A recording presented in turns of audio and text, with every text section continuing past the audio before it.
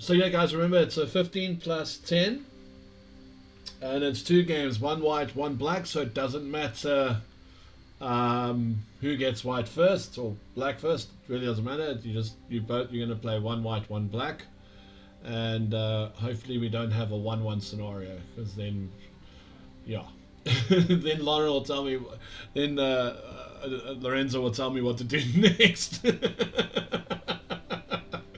So don't go away. And when you finish these semi-final matches, don't go away, because it's a third and fourth playoff as well as the finals. So you're not finished. You've got a little bit longer to go this afternoon. I'm sorry.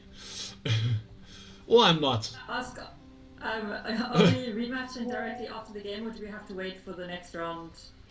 Just wait so that everybody starts at the same time. Okay. Okay. Sorry, I don't know if I missed it. Say again? Who am I playing? Who am I playing? Don't worry, I dropped it on WhatsApp and everything, but I'll tell you who you're playing. Just hold on. Yeah. Khadija is playing Rebecca, and Jessie is playing Lauren. Okay, fantastic, thanks. Okay, does that help you, Lauren? I mean, you had one of 3 choices, to be honest, right? I could have waited for the request, but... Oh my gosh. Alright guys, if you can start your challenge matches, it's 1 o'clock. Let's get into the semi-finals. Make sure that you do mute us on your side. I can't mute it on my side because I have to listen to Justin, unfortunately. I'll go get my pillow so I can go sleep. Oh, that was harsh, guys. Someone just kick Andrew out of his own stream. Alright, let's see here. Yeah, you can start, guys.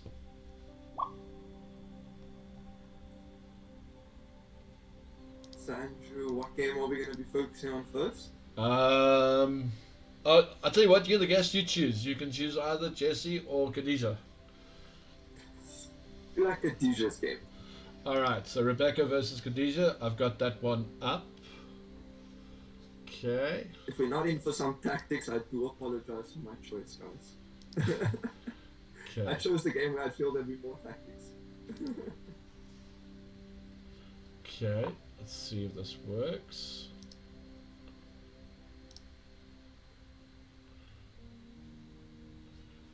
Oh, did I not get this right? Alright, I've got both boards going, so that's a good start. Both boards are going. And yeah, I can see the Khadija board as well.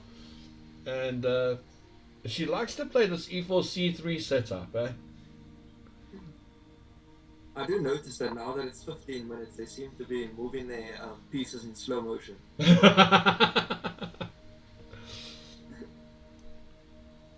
Yeah, I've just seen about probably 20 seconds spent on 3 moves. I was a bit surprised. But maybe it's just because we just came out of some blitz, so maybe that's why. Yeah, maybe we're in blitz mode still. They need to. So this is going to be interesting, right? You just played 10-10s, right? And now you're going into a 15-10. So you're still going to be in a 10-10 mode, aren't you?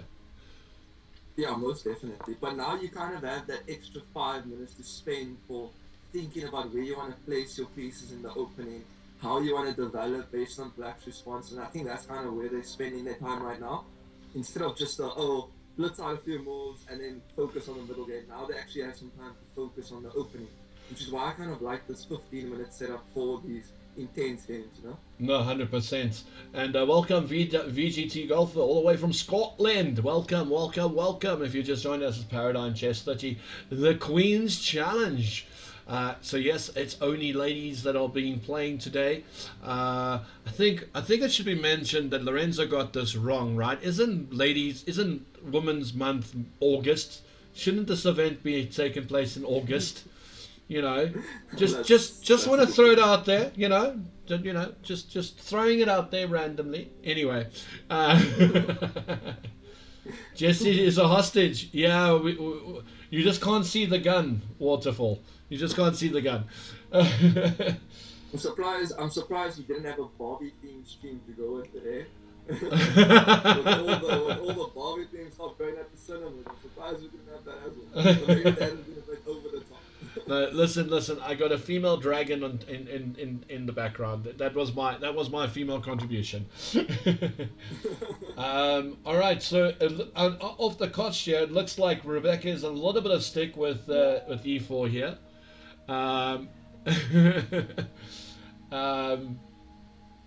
That pawn on D4 is looking rather menacing, and okay, so D5 does come in straight away. The bishop on G8 is still a problem. Bishop on G1 is a problem for white, so it's going to be interesting. F6.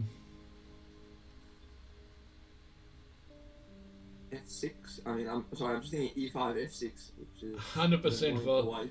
VWT golfer. With that woman, none of us would be here. It's very annoying. I keep hearing like that clock sound, like when the piece moves, and I look just at the board, and it's the wrong board. It's the other board playing in the background. Oh. Yeah, that's pretty annoying. F3. Now that's a good solid move, but I actually was not even considering it in my mind. Like F3, I was looking at like takes, knight C3 to gain tempos and stuff, and now we just get F3. I'm like, oh. No, that was very different to my train of thought. This is looking very interesting. I'm thinking from Black's point of view maybe as well, like the idea of G6, Bishop F6, Dragon Bishop F6, with the idea of putting some more pressure on that D pawn in particular. Yes, the problem is E5 to come in, and oh yes, there's Knight C5, the killer move, putting pressure on the Dragon Bishop, which is going to be forced to go to C8. Yeah. There's also G5 as a possibility. G5 is a possibility because the knight on D6 defends B7. Yes. But then you have moves like E5 and stuff. So I mean, probably Dragon Bishop C8 is the only option. I mean, this is one of those scenarios. If you do play Bishop to G5, E5, then you've got the move Knight C4. Anything you can do, I can do better. Yeah, that's actually we saw that in our Blitz game last game.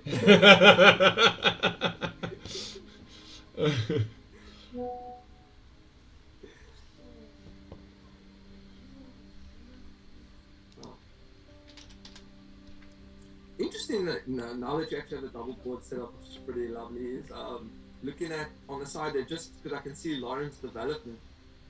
It's a very interesting choice, like placing your Dragon Bishops on E2 and F3 the way she did. But that game looks like it'll be a while before it spices up, whereas here we got some action out in the opening, which is very nice to see. Dragon Bishop F4. That's interesting. I mean, it's the same principle as being on G5, isn't it? Yeah, it's the same principle, but now you're defending D5, which we didn't actually mention was actually hanging. But also, the other thing is, with the bishop on... It's not. I keep forgetting. Technically, it's defending E2, but it's not. Which Dragon Bishop defending E2? The Dragon Bishop on F4 is defending E2, but it's not because of F3. You mean, attacking E2. E2, yeah. Oh, okay, sorry. My brain was... No, don't worry. We'll be doing this all afternoon. Don't stress. So E2 is actually not attacking, so F3 blocking. And I've just seen on the other board a massive attack with the knights on D7 and D6 and Dragon Bishop on D8 and F7, and E5 has just been played. Oof. There's massive pressure coming down that board there. Yeah, I mean, I don't know what White's gonna do there, because you can't really trade, you can't really move your pieces to good squares. That's not ideal. Not at all. This is. But Someone's gonna get a hurting. Yeah, I'm interested to see how Rebecca's going to get out of this little tanglement in the center and on the queen side, because there's you're being attacked on in the center and the queen side, so I don't know how she's going to defend both currently. So it'll actually be interesting to see how does she actually go about maneuvering her pieces. But as you can see here, Khadija is now taking her time. You know, almost using a good 3 minutes in this position, which is probably the right thing to do. 100%. You know, it's not an easy position, and you need to find the right plan and the right idea to execute, I suppose. 1-0 lead. Like, I mean, if you have the opportunity to take a 1-0 lead, I feel like this is definitely a position where I'd rather just take my time, find that winning idea, because it has to be. I mean, you have so many different options. One of them has to be winning, and to have that 1-0 lead and that pressure over your opponent going into game 2, because you only have 2 games, it's perfectly ideal. And when you have to force your opponent to play the next game, taking risk, you can just chill back and be like, I'll wait for your mistake, or I'll wait for you to overextend and just punish you. So, unless you're playing someone that just doesn't, you know, that takes risks no matter what their circumstances. that's definitely not me. I don't know what chess player comes to mind when you think of a player that just will always take a risk, no matter the circumstance of the game or the tournament or the player. They're just always out there to kill you over the board. I must admit, I work on the philosophy. There's no such thing as sitting on one's laurels. If the opportunity is there, I'm definitely going to play. I mean, I did that in the competition, and I got, like, in all fairness, I got. I mean, I had Watu. I had Watu. Was it Watu or was it Babusela?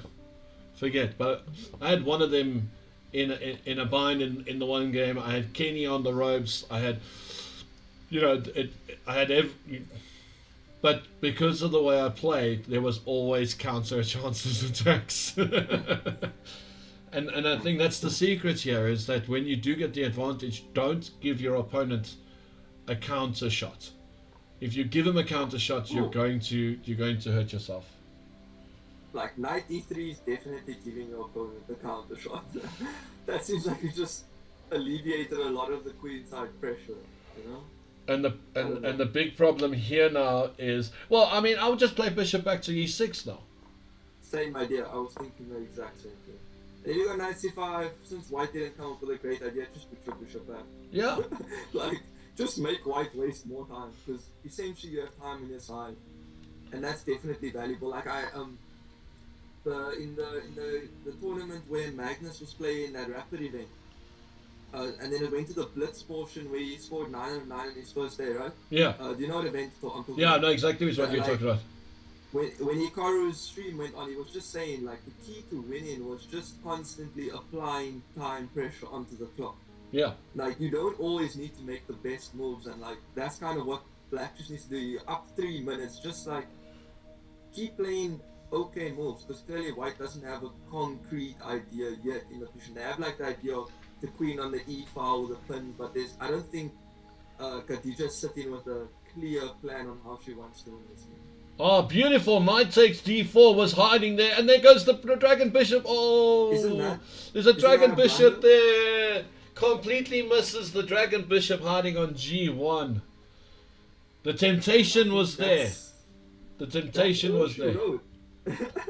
That's game done and dusted. I think she just missed the dragon bishop on c2 that can jump like a knight. I'm quite sure that's the reason. Well, she missed one of the dragon bishops. Let's put it that way. Yeah, but I'm sure the one on g1 she definitely saw. I mean, that's hard. So when you just spend so much time as Black Outlet, you spent a minute on the clock and instantly blundered. Yeah. It's not ideal. No, it's not. It's not the best scenario at all. Oh. And the problem is, because your other dragon bishop is not active, your queen is not active. It's not like, look, you can blunder a piece and you can still fight back and you can still do a lot. in this position, you've blundered a piece and there's nothing. There is very little for you to do. Because you kind just of... out of question, was it not Rebecca that blundered in the last round, the two Yep, pieces right off the... yep, it was So Rebecca that's indeed. maybe still playing on her mind, eh? Because when she blundered the position and then she blundered the Dragon Bishop after she blundered the piece.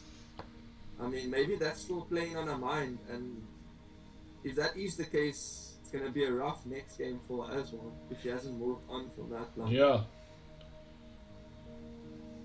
Oh, that's just unfortunate. I mean, what's going on in the other game, I guess? That game, It's still the relatively pieces on the board. even. We can go have a look there. I can switch them around. So let me do that. Let me switch not them even around. a single pawn traded in that game.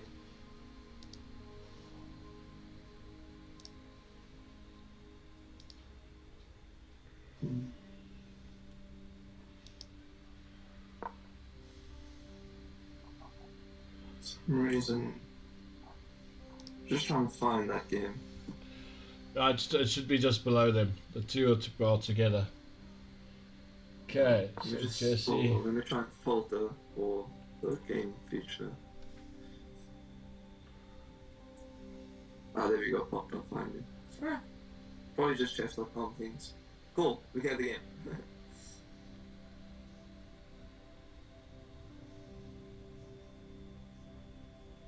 Time more even in this game. Nothing. Oh, this is gonna be a slow grinder.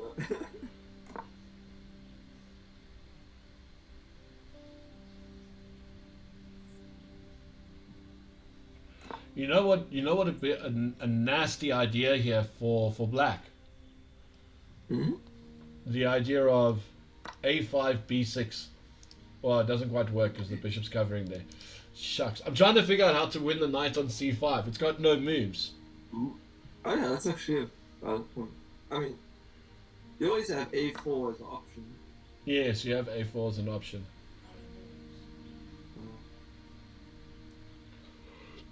Thinking a5. Yeah, Rebecca's Rebecca's blundered again. Again, Blundered the dragon so it's bishop, the same yeah. As the same as the previous game. Yeah. Yeah, I think it's just staying on her mind. Because she's definitely a good player, so I think it's just, that jitters of a previous game. And Yeah, no, look, I Just think, and I don't think it was the previous game. I think as soon as she blundered that thing, it was like, oh, I'm doing it again. It Yeah. was that. it's so interesting how the mindset can just affect your ability to play as a chess player. It's like, oh, People think chess is all about what happens on the 64 squares. It's the 64 squares and everything else that goes in your head before and after the game. exactly. Like, one of the things I always commended was when these top players came. Like, I was always a junior, right? And then these top players come from their work life and everything, and they come to the event and play and still win the tournaments. And I'm like, now that I'm like in that situation, I'm like, I don't know how you guys manage to do it, eh? It's Like when you're out, you're working, you have all that outside stress, you come to an overboard event and still manage to play excellent chess and have full concentration. no 100%. And then just add a child into that equation and then see how you play chess. It is very. I don't know how people do it. I struggle to do it. Playing in tournaments at the moment have been very, very difficult. But if I keep playing, it will get better. That's the reality. At some point, it balances itself out, and you learn to manage both. H5 here is my my gut feeling.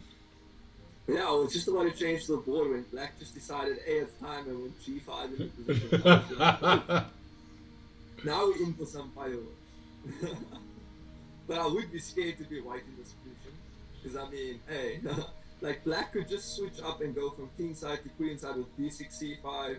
Black could break in f4, the center, you have the king side. It's like, any way you go, you're just unsafe in life right now.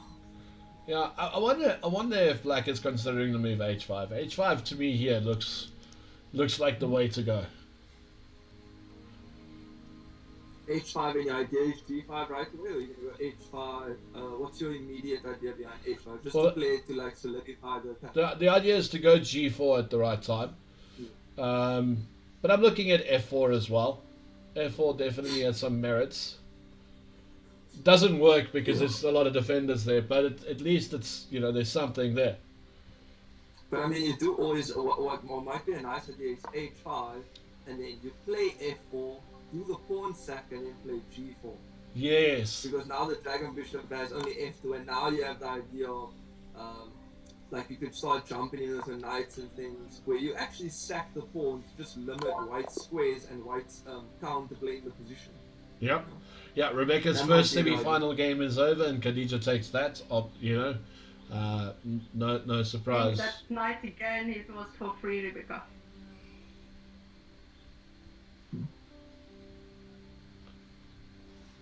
Oh no, my queen! That night, Rebecca, was again for free. Right? Yeah. She hears me. Was it for free, right? Sorry, what? The night. Early. I kept on forgetting, actually my queen was free at the end as well. I kept on getting the bishop movements Yes, I wrong, know, so I I thought your was bishop like- was blocked. I know, for and I times. was like, okay, it's okay. Because now I'm attacking the queen and I'm attacking e6, so it's okay. I Yeah. almost forget that you can actually capture and it's not blocked. Mm. Yeah, it's quite confusing because I keep on looking at it from my bishop's perspective instead of yours, and then thinking that they're not blocked. Yeah, knight D4, a little bit of lapse of concentration there for a second there, Rebecca. No, it was 100% calculated. It was just calculated badly. But you lose the knight there with knight takes D4. So you see, I thought her bishop on c2 was blocked. Ah. So So- I did the Y from my perspective. Yeah.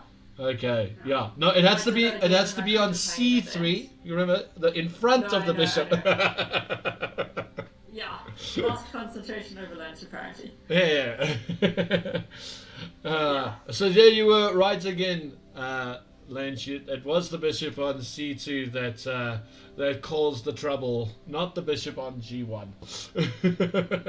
Yeah, no, I saw all of that. I just think it was blocked, unfortunately. And then after I took, I was like, oh, it's the wrong, it's the wrong bishop or the wrong square which is blocking it. I do think we need to give Waterfall a shout out for at the right time redeeming "Oh no, my queen." Yeah. The timing of that redeem. It's got to be the timing on when the queen is about to disappear, right? Your chat definitely understands how to interact with the redemptions at the right time, Chess. Yes, definitely. So, will we start the next game only in half an hour? I'll tell you now. Gonna have Or all as these. soon as they finish, I believe. So the next, give it a chat. So the next round is at 10 to 2. Okay. Okay. So And are we not going to accelerate? So if they finish like in the next 5 minutes, will we still wait for like? we can have that discussion when everyone's around. Depends how everyone Okay. feels. If they want to lick their wounds for a little bit longer, or celebrate their victories a little bit longer. But I don't see this game ending anytime soon. Okay. If it is going to start early, please. I will message you. Don't worry. Thank you. Okay. All right. See you just now. All right. So H5. But wow. What do you think about all That those is- pieces in the middle of the board there? I don't Justin? know. This is just one of the slow builders, or like, I mean, it's almost like you're slow cooking some chicken here in this position. Like, wow, it's so slow. I don't know. Are they scared to attack? Or they like, or both? Like, because it's the semi-finals, they just like, I don't want to make a mistake. I don't want to go ham in the position. I'm a bit confused. Yeah. I was going to say it's slow cooking a curry because then the spices will light up. But hey, if you want to slow cook a chicken, Oh, that line would have been even better. I've always, in these positions, I've kind of always just never enjoyed it when the dragon bishops just don't have this freedom. It's like, I'm not a big fan of it. I don't know if it was maybe like B6 and like, I don't think black should have wasted time with any of those slow moves. Like, just like you said, H5 and wait and see what white does, you know? yeah. Just, I don't know. But And again, the queen going to G7. it is the semi-final, and the pressure of winning your game, getting that point, all these things play a role in this now. It's not a case of, I can take a chance, or like every move has got to be absolutely precise. So to play something like H5, you've got to have the utmost belief in your ability that's enough, Yeah. Whereas, and again, it's a big difference between male players and female players as well. The nurturing side of the game. Here you can see they nurturing their pieces. They slow building. They everything is covering each other. There's no real big weaknesses. No chance for an inequality to appear. Yeah. By the way they're playing, right? Whereas, the male counterpart is, I'm going to play this move on the belief that it's good enough, and should you not do something about it, I have more to come. Yeah, exactly. On your point, I was just thinking out. This is probably why we don't have a first woman in South Africa. Oh, what? The insurance ban. The first woman insurance ban. Because we're just playing on belief, where they are trying to solidly build up risk averse, and we just like all throw a whole ham at the board and just go crazy. 100%.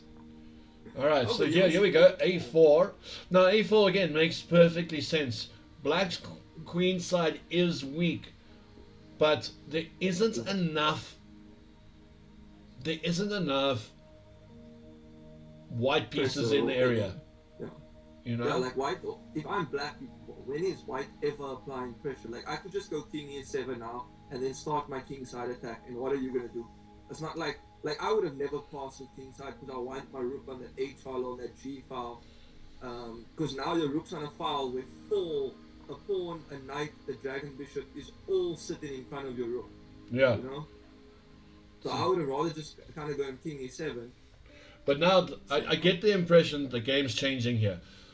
Black's now going for I'm now going to apply time pressure. Yeah, that was one thing I wanted to mention. Like Lauren's spending so much time on a position that doesn't have any certainty yet. It's very concerning. Like I would have rather let her, if you want to play a4, play it, because there's gonna come a time where you're gonna need to spend 2 minutes in a position like this, and you don't have that time now to spend it.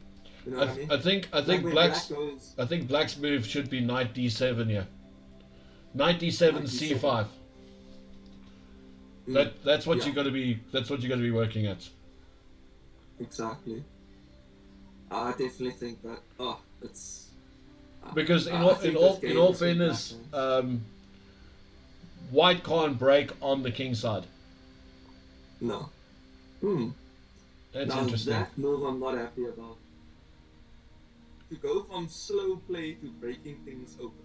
I don't know about that. Again, look at the time. This is to apply the pressure on the clock. Now b5. Do you not think applying the pressure would have been easier if you just played knight d7 like you said, and let white decide to come up with a move? No, 100%. You'd be applying much more pressure, I agree with you. Be like, I take and I just gave white a free 10 seconds and a free move in a position, 100%. I completely agree. But here's b5. I must admit I'm starting to like Black's position more and more and more. But even though I'm liking it, where's the penetration? Where is that? Exactly. Where is that bullseye shot for black. There isn't one. Yeah. There isn't a bullseye Like now shot. you have ideas for white, like rook a6. Yes, rook a6 is beckoning to come. Now, again, if the white queen wasn't in the way and we could castle and we had both our rooks on that a file, black would be in trouble. I'm not happy with that. Yeah, again, it's to play queen g2 castle, but it's too slow. Now the knight comes. Now the threat of the rook a6 is not a problem, because now the dragon bishop can go to c7. You know. Mm-hmm. I was always like I know you want to play g3, but you can't play moves like that in a position where you're giving black time. Like in a position like this, time is something you don't want to give black to build an attack when you don't have time to be able to silently calculate. I think b4 here for black is key. You don't need a5. You just need a b4, because the knight goes to c3. The dragon bishop's not defending c3. There was no need for a5 here. I think with b4, I doubt black's going to play b4 just because c4 is hanging. So I think black's maybe going to try and, I don't know, work in a4, a3. Oh, it would go that way around. Yeah. So now maybe... Now play a4. You might as well play a4. Yeah, we could just play a4 right away. But I mean, now now you start bringing in that bishop that's sitting on f7 to d6, apply more pressure, start bringing your queen back over, and you have black's just gonna slow win this game. Yep. Hey, Ismail. So yeah, this is called Paradigm Chess 30. The weird looking bishops are dragon bishops. They move like knights. But like, for example, this bishop over here wouldn't be defending these 2 pawns because there's a piece in the way. So it can't jump over pieces. It's got to do a little bit more than that. So I play dragon bishop d6 here. Yeah, that's immediately probably the best move in the position. I don't see, unless, I mean, I haven't gave it much thought, but that's the most natural move in the position. Because again, dragon bishop d6, you're threatening to play a3 and you're threatening to pick up c3. Yeah, it's missed. No. Completely missed it. Completely missed the threat. Doesn't realize. Isn't there also knight takes e4? I will give, like, to get space, my knight for 2 pawns. Yeah, I agree with you. I agree with you, Khadija. I also look at things like knight takes e4, pawn takes, dragon bishop on f takes, and again you've got loads of advantage coming forward, and you've got the center pawns. I think in the position though, it's a little bit difficult because you've been under pressure. Like from White's point of view, you've been under pressure the whole time. So are you keen? Oh, pawn takes, knight takes c3, knight takes c3. This is not great. Not at all. Because now you don't even have the option to take on e4. Like, it's protected by the knight, so... I don't know. I would play the knight straight back to d5. I would not trade my knight. Well, then again... Is trading that bad when you have dragon bishop d6 eating a3 immediately, and you're supporting your b5 and c4 pawn, and you're protecting e4, you're kind of just like crushing in the position immediately. So I mean, taking I think is just a more forceful win. You know what I mean? I don't know. My knight was doing quite well. White's knight wasn't doing very much. Yeah. No, that's a valid point. I think this is just a quick win. You know, because I don't see how White's gonna defend this position. Whereas the other position you still have to play slow and build up to attack a3. Here you're just being dominating. Like all of White's moves are forced in this position. Probably rook a1. Queen e7 is a major threat as well now, hey? Exactly. Yeah. So after rook a1, queen e7, White has nothing. You're just winning another pawn and 2 pawns running from over. Yeah. Again, don't trade. I don't trade. Don't trade. Why not? Because if you trade, you have rook a2, and then you control the a file. I don't know. I must admit, maybe he's worried about the b pawn as well. Yeah, rook a2. Okay, rook a2 now. I see what you mean. Yeah. Yeah, it's just I had a blocked vision for a second. Yeah, now you probably just queen load up on a7, and or you just play rook a. Rook a8, man, come on, get your other rook in there. Get the rook in there. This game is. It's fallen apart rather quickly. Because I mean, if white goes dragon bishop c3 to attack the rook, I'm just gonna ignore it because we all know dragon bishop's worth more than a rook. Yeah. Like I'm not even gonna consider. But then you have to look at it's d4, but you can't even play the threat of d4 because you're not actually protecting the pawn because the pawn on c4 blocks it. So it's just it's not ideal. So here, for example, this bishop is not threatening this pawn. It's not threatening this pawn, and this bishop can go here safely. Now if you go dragon bishop d2, you're playing rook d3, and it's just it's. Here we go, there we go, rook d3. And again, the mistakes are coming because of the fact that now Jesse is pressing the time. Mm-hmm. Oh, rook a7, rook a2. Rook a2 is beckoning for the call. Oh, but do you want the dragon bishop or do you want the rook? Here's the question. No, I just want my rook on a2. What are you talking about? I just want my rook on a2. You're playing for cosmetics.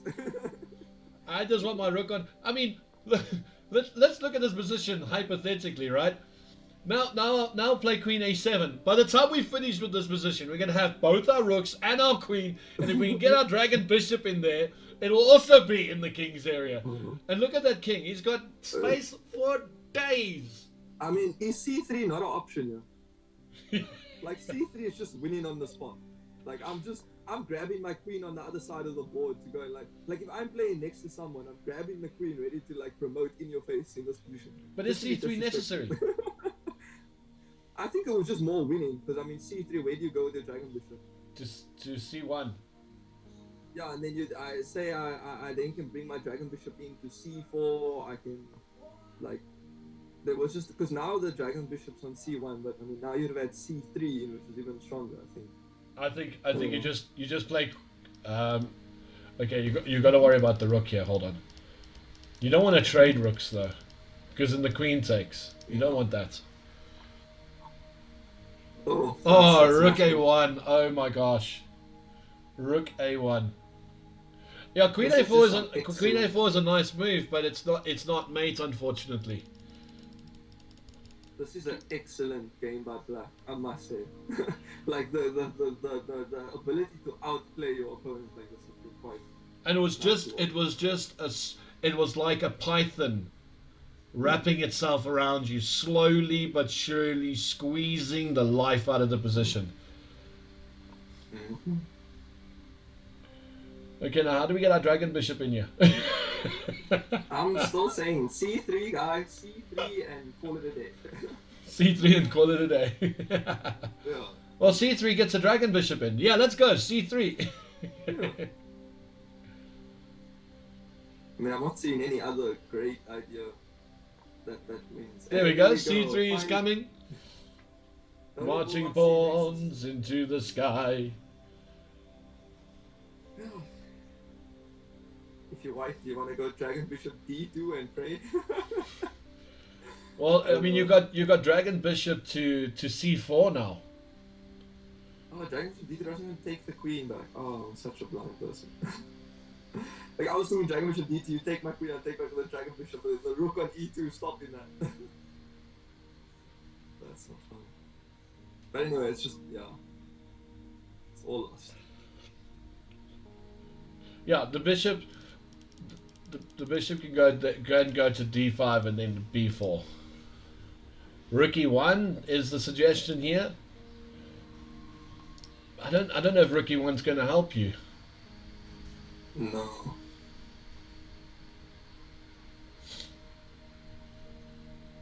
Because you can. The time, 40 seconds left. Oof. Yeah. But again, it's one of those scenarios where the position's been very, very tough for white to find a solution. And I think sometimes, like, in that position where white was getting called up, like Khadija said, sacrifice a knight, get 2 pawns for it. You know, all of a sudden you're putting your opponent on the back foot just for a little bit, and that's enough. That's enough to find the win, right? I don't think white had the time to sack effectively. Like if it was white's move and the dragon bishop was on c2 and the black pawn was on a4, I think the sack would have been on. But with the pawn on a3, I'm basically taking on d2 and queening the next move. Yeah. So the sack in that position is not on. So it was about if white didn't waste time with moves like g3, then the sack would have definitely been a possibility, you know. So yeah, it's just unfortunate that white wasted a lot of moves that weren't necessarily in the position. Because if you look like if g3 was in the position or not in the position, they wouldn't have changed what happened. Well, here we go. Queen takes b4. Oh wow! Never mind. Rook d1, pinning the queen to the king straight away. GG, and that's all she wrote. Yeah, GG. And the worst part is you're gonna lose a ton there. I think I'm just taking the loss on time. No, Dragon Bishop comes in. Yeah, that's all she wrote, and Jesse picks up the points. So we've got Jesse on 1, Khadija on 1 game to go.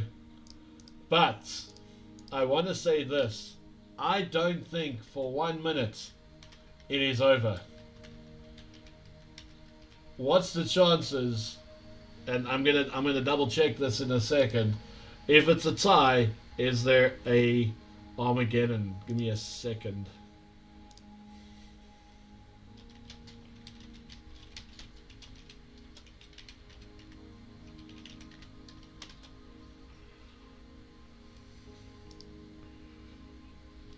This could be all she wrote.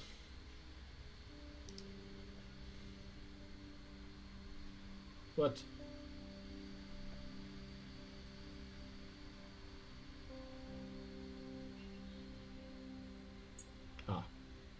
Sorry, I disappeared for a second. Yeah, no, I was just saying, like, the formats that Muslim comes out with is always quite amazing formats, you know? From the Armageddons to the shorter time control tie breaks, then the Armageddons to the knockout type formats from the group stage. Okay, so if it is a tie, then we get 2 games of 3 minutes plus 2.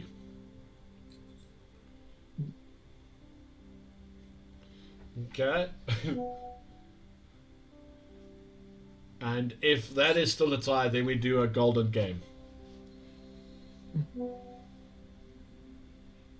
The one to strike first wins. Perfect. Thank you for the updates. And golden game is 3 minutes plus 3 seconds. So yeah, this is gonna be entertaining, man. This is gonna be entertaining. We got 9 minutes.